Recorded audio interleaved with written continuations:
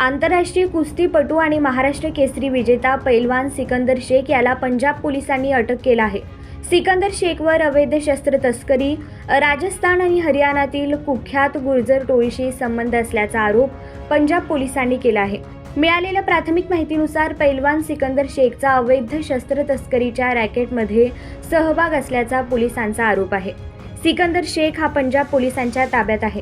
या प्रकरणी पैलवान सिकंदर शेखचे वडील रशीद शेख यांच्याशी संपर्क साधला असता त्यांनी सर्व आरोप फेटाळून लावले आहे।